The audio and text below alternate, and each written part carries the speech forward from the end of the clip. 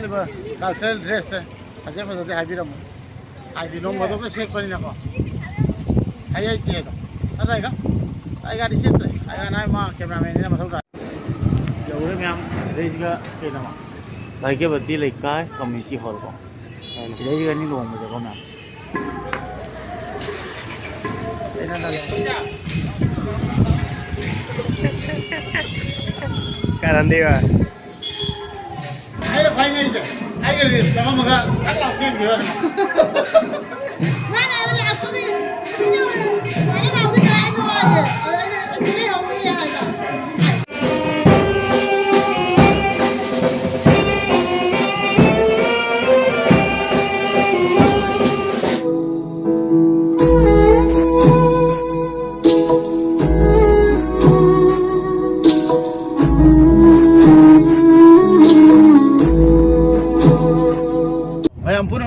Putin auge channel da tarap nok seri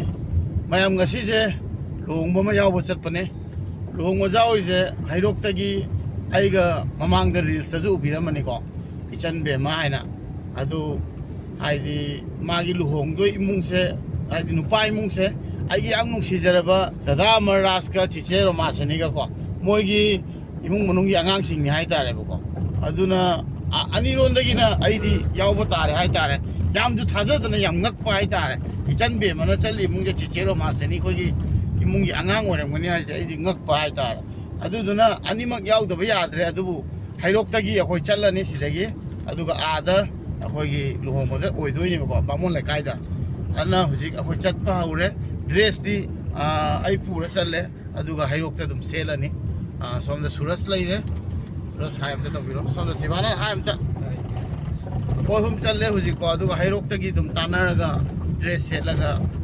बामोले कायदे चतुई नि हाइतारे अदजी हम हरा होय मणिपुर दा लागा खोगी मणिपुर की ओइबा कल्चर दा खोय मैतै की ओइबा कल्चर दा लुहोंग मो खोप उबु फंगबा दु गइनि याव फंगबसे अदु हम चबिन नवर से अदुगा मखा ताबा ब्लॉक ता दम हफ्सरा के म्याम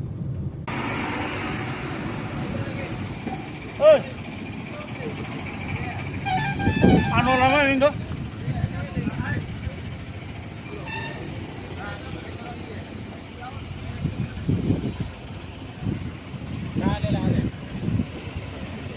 मैम हाईरोक यौरे अदुगा ड्रेस सेले हाय तारे को अदुगा गले बिनाउ से हाईरोक पार्ट 2 दनी अदुगा मागी माई चिसेनी हाय तारे को सोमदु दु माई मारा को सिंग अदुगा आईडी मोय मा कोई केली हाय तारे लोई हाय तारे अखोइना आना चलम मने अदुगा आदा दादा कोई जो गारे ने फोन तोरको आईडी स्टार्टिंग दो मी आईडी मोई जुम मी लागता है ना को चटपा होने अदुगा आयो काना मोयने तबना लाखौरनी खदंग मदम जंगने हाय तारे चावबा ओके चावबा चिसेनी होम दो अदुनि म्याम मखा ताबा दम आयो काना हपा अदुगा आइगी असि सेलिबा कल्चरल ड्रेस से फजे फजदे हाइबिरम आइदि नों मदों से सेक पनी नको हाय आई ती तो अराइगा आई गाड़ी सेत्रे आई ना मा कैमरामैन ने मथौ दा मयाम हुजि अखोय हाइरोक तगी थोकबा होरे हाय तारे को अदुगा आइगी आदा लेरमदोइबा चिसे खोय दादा खोय मोय पुलोनी मोय जु कौर पा होरे हाय तारे मतम चिंजिला बनेना अखोय जु लाई हायना हाय गरे अदो दादा मरास का चिसे रो मासनिगा ngairi दादा चिसे ngaira mo aduga adala kana pullasi अखोय जु मी पुरई kana होली हाय तारे आदे और काना म्या मखा ताबा आई जु आहान मने हाय तारे आदगी मसिग रो mo याव पे आइदि काइनादान अदुगा प्लस अखोय दादा अखोय चिसे खोय बामोन ना को अदुना लोंगबदो आदा चल उरा कानी येंगा काना म्याम गा शेयर तो जरा गया था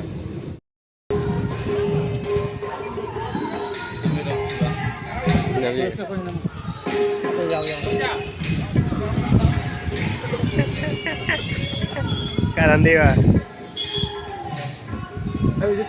ai na hoje khwai chale kai na ko khongu upi je ki kaw je phalang nungai te adu nai kok sale ai ji ba ai ju pi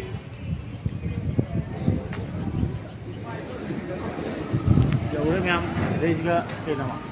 laike bati lekai community hall ko reisga ni long muje ko myam ena dan tai ne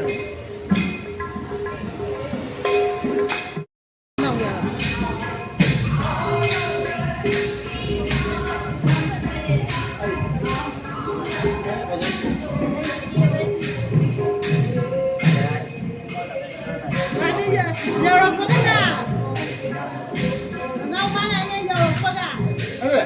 là phải ngay chứ ai cái gì sao mà cái cắt lọc trên kìa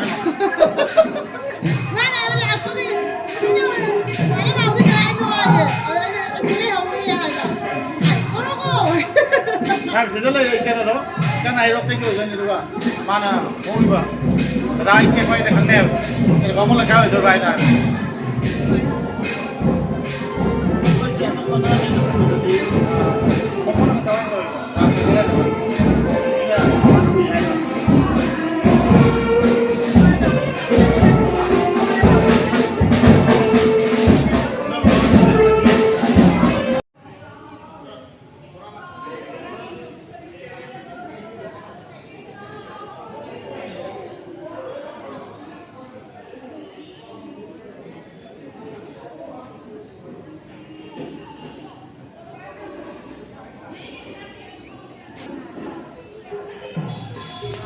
bore यौजरे ma'am bore से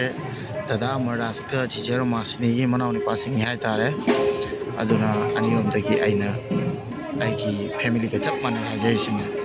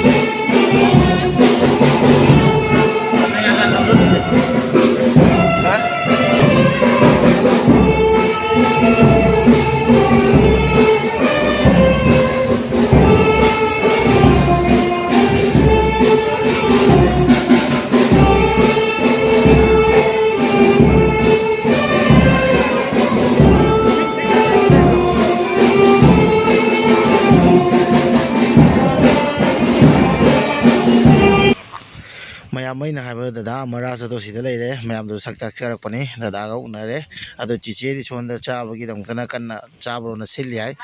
उनद्रे है तारे दादा